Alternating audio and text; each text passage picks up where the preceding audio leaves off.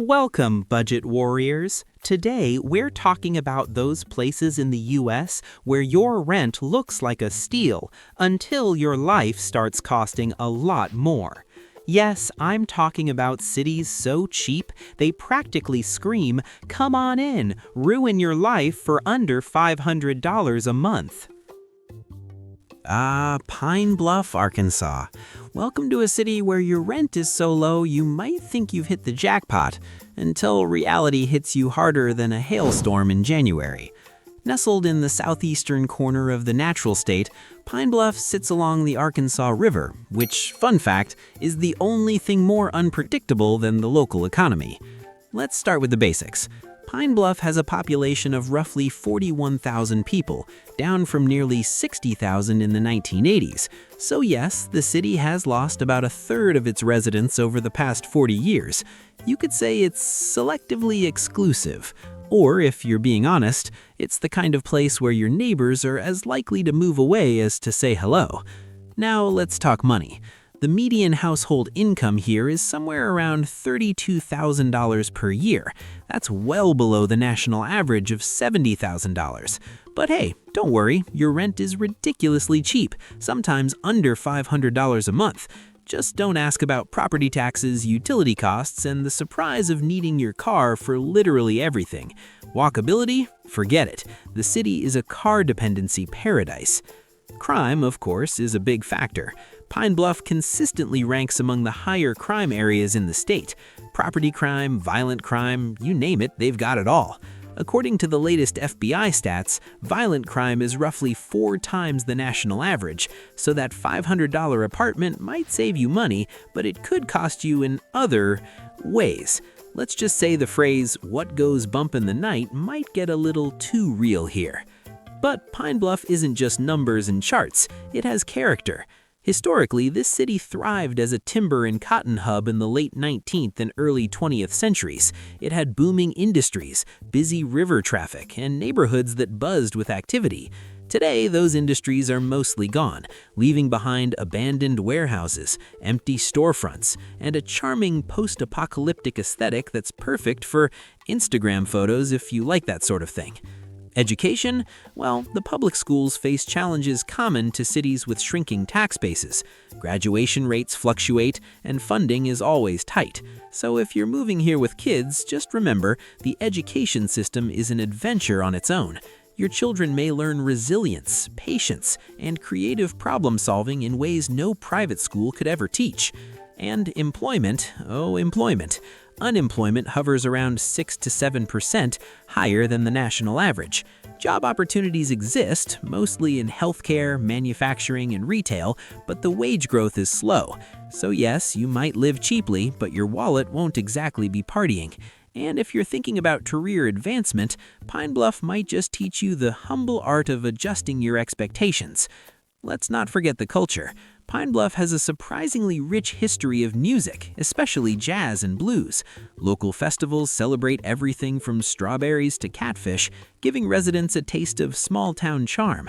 But of course, the charm comes with its quirks. Streets that flood during heavy rain, a downtown that's more ghost town chic than bustling city life, and a public library that's probably the most lively building on a Monday afternoon. So why would anyone live here? Well, if you're a fan of cheap rent, slow-paced life, and a certain, let's call it, rough authenticity, Pine Bluff might just be your kind of paradise. But for most people, it's a cautionary tale in city living. Yes, your apartment costs next to nothing, but be prepared to spend extra on patience, vigilance, and maybe therapy.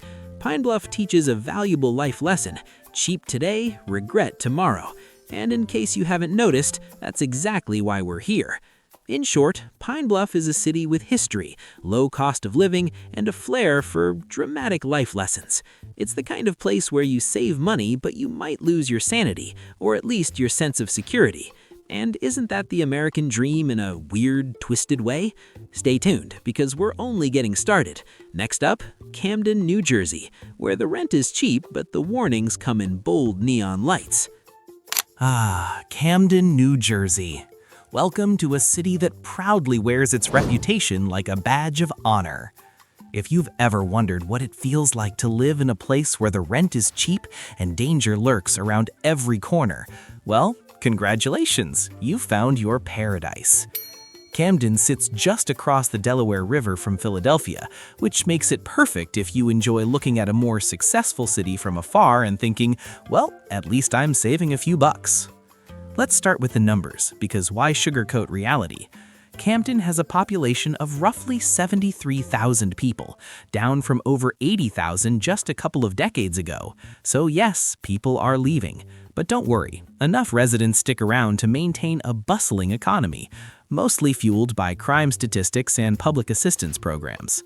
Speaking of money, the median household income in Camden hovers around $26,000 per year. That's right, you read that correctly, $26,000. That's less than half the national average. And yes, rent is cheap. You might snag an apartment for $500 to $600 a month. But remember, cheap rent in Camden comes with invisible fees, constant vigilance, street smarts, and the occasional adrenaline rush. Now let's talk about crime, because we can't ignore it. Camden consistently ranks among the most dangerous cities in the United States. Violent crime rates are staggering, roughly 10 times the national average in certain categories. Shootings, robberies, assaults, you name it, Camden's got it. Residents have adapted with what we can politely call street-level survival skills. You might save money on rent, but you'll spend it on staying alive, and let's face it, that's a tough bargain to justify. But Camden isn't just a cautionary tale. Historically, it was an industrial powerhouse. Back in the 19th and early 20th centuries, Camden thrived on shipbuilding, manufacturing, and the bustling Camden waterfront. Once home to the legendary RCA Victor Records, Campbell's Soup, and countless factories, it was the kind of place people moved to for opportunity. Fast forward to today, and most of those factories are long gone, leaving behind empty warehouses, abandoned lots, and a downtown that feels like a ghost town auditioning for a horror movie. Education in Camden is, shall we say, a mixed bag. The public school system faces serious challenges, from low funding to inconsistent graduation rates. So if you're moving here with kids, you can either prepare them for a life of resilience or start homeschooling with YouTube tutorials. Your call. Employment is another headache. Unemployment rates hover around 9 to 10%, depending on which grim report you read. Jobs are mostly in healthcare, retail, and public service, but wages are low and opportunities for upward mobility minimal. The silver lining is that you'll learn a valuable life skill: patience. Lots and lots of patience. Of course, Camden does have culture if you like edgy, underground, survivalist culture. The city is home to a few arts initiatives, music venues, and the occasional festival, but don't expect the bright lights and glamour of Philly across the river. Camden is more gritty authenticity, and that's one way to put it politely. Flooding, decaying infrastructure, and streets that seem to have been forgotten by God and man alike are part of the charm. Housing, again, is cheap, but here's the kicker. Cheap doesn't mean safe or nice. Expect abandoned buildings, occasional squatters, and landlords who view maintenance as an optional hobby. You might save money on your monthly rent, but your sanity, that's another story. And let's not even start with transportation. While public transit exists, you'll often find yourself relying on, well, anything that actually works. So why does anyone live here? Well, for some, it's proximity to Philly without the Philly price tag. For others, it's family ties or stubborn optimism. And yes, some brave souls just love cheap rent and a daily adrenaline workout. But for most newcomers, Camden delivers a hard lesson: cheap today, regretted tomorrow. In short, Camden, New Jersey is a city that teaches survival, resilience, and the bitter reality that saving a few $100s a month might just cost you your peace of mind. It's history, culture, and danger all rolled into one gritty package. And if you've survived here, congratulations! You've earned bragging rights, street cred, and possibly a few gray hairs along the way. Next up, we'll take a trip to Gary, Indiana, where cheap living comes with its own brand of industrial apocalypse. But until then, remember the mantra of Camden: low rent, high stakes, zero illusions. Welcome to Gary, Indiana, the city that single-handedly proves that just because a place is cheap doesn't mean it's a good idea to live there. Nestled on the southern shore of Lake Michigan, Gary was once the crown jewel of American steel production. Today, well, let's just say it's an industrial graveyard with a surprisingly low cost of living. Gary has a population of about 69,000 people, down from nearly 180,000 in its heyday. That's right, over half of the city packed up and left when the steel mills started closing. So if you're looking for a bustling metropolis, look elsewhere. If you're looking for cheap housing, empty streets, and a very strong sense of post-industrial melancholy, congratulations, Gary's got you covered. Let's talk dollars. The median household income here hovers around $30,000 a year. Rent? In some neighborhoods, you can find an apartment for $400 to $500 per month. It's almost insulting how cheap it is. But as always, the devil is in the details. Crime rates in Gary are consistently among the highest in the state. Violent crime is roughly 6 times the national average. Property crime? Off the charts. So while your apartment might be affordable, you might end up paying a premium in stress, paranoia, and maybe even duct tape for your doors and windows. Historically, Gary was built almost entirely by the U.S. Steel Corporation in 1906. This was a company town in every sense. Workers came for the jobs, stayed for the steel, and the city thrived. Steel plants, shipyards, and factories dominated the economy. But as we all know, the steel industry isn't exactly recession-proof. By the 1980s, mills closed, jobs vanished, and Gary went from industrial powerhouse to cautionary tale. Housing stock tells the story better than any statistic. Once grand neighborhoods are now lined with abandoned homes, vacant lots, and buildings slowly crumbling into memory. Urban explorers and photographers love Gary because it's basically a living set for post-apocalyptic movies. For residents, however, this is daily life. Cheap rent comes with, well, let's call it character. Broken windows, patchy heating, and an endless supply of cautionary tales. Education, another headache. Public schools have faced decades of funding challenges, with fluctuating graduation rates and limited resources. So if you're moving here with kids, they'll get a masterclass in resilience, adaptability, and learning to navigate neighborhoods where opportunity is a very relative term. Employment options are mostly in healthcare, retail, or commuting elsewhere. Many residents work outside the city entirely. If you're thinking of building a career in Gary, your prospects might best be described as slim but determined. Meanwhile, locals have developed an impressive skill set in patience, creativity, and occasionally improvisational problem solving. It's a life lesson you won't get anywhere else, unless you pay for it. Crime aside, Gary does have pockets of culture and charm. There's a surprisingly vibrant music scene, home to some Motown history and jazz influences. Lake Michigan provides a nice backdrop, and there are small festivals and community events that bring some color to life. But remember, for every festival, there's a boarded-up factory a block away. This city is the ultimate lesson in contrasts. Transportation is a mixed bag. There's limited public transit, but most residents rely on cars. Walkability? Minimal. So yes, your rent is low, but your commute might give you more gray hairs than a high-priced Manhattan apartment ever could. And let's not even start on city services. Streets, sidewalks, and infrastructure all have that post-industrial charm of good luck, you'll figure it out. So why does anyone stay here? Family ties, history, or stubborn loyalty? Some people simply embrace the grit, the cheap cost of living, and the opportunity to become a local expert in survival skills.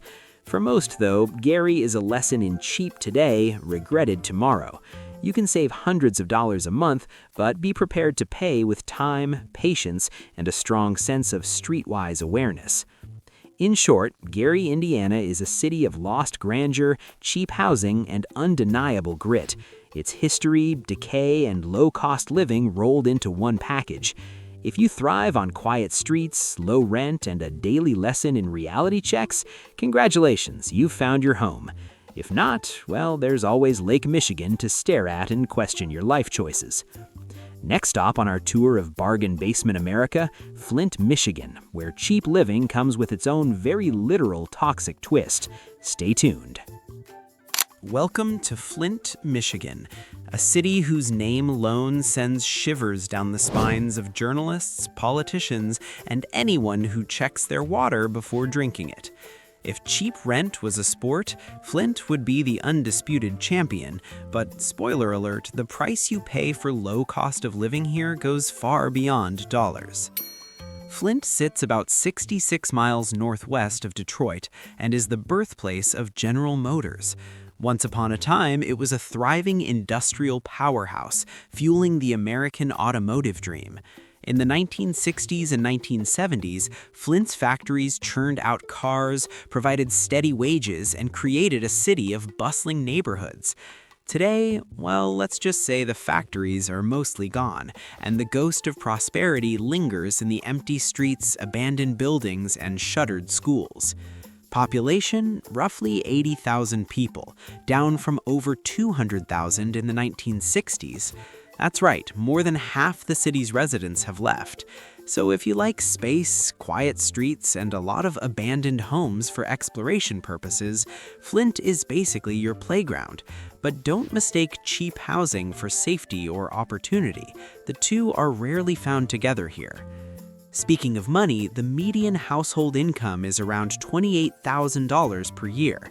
Rent can be unbelievably low, sometimes under $500 per month. Sounds like a dream, right? Except when your water might contain lead, your schools struggle to stay open, and your employment prospects are, let's politely say, limited. Low cost of living comes with its own hidden fees like stress, health risks, and the occasional existential crisis. Crime in Flint is significant. Violent crime rates are nearly 6 times the national average. Property crime, even higher. Residents quickly learn the fine art of awareness, street smarts, and timing your comings and goings. That $500 apartment might be affordable, but the city will teach you lessons in survival, adaptability, and occasionally adrenaline management. The infamous Flint water crisis put this city on the map for all the wrong reasons. In 2014, a switch in the water supply led to lead contamination affecting thousands of residents. Bottled water became a necessity, and public trust in local government plummeted. So if you're thinking of moving here just because rent is cheap, remember, sometimes the cheapest option comes with invisible bills, like chronic health concerns and an ongoing relationship with skepticism. Education in Flint has seen better days. Public schools face challenges typical of cities that lost their tax base: limited funding, declining graduation rates, and constantly changing administrations. For parents, moving here means teaching children resilience, critical thinking, and the ability to navigate a system that's stretched to the limit. Bonus points if your kids can handle chemistry and civic responsibility at the same time. Employment is heavily reliant on healthcare, education, and a smattering of local retail jobs. Job growth is slow and high-paying opportunities are rare.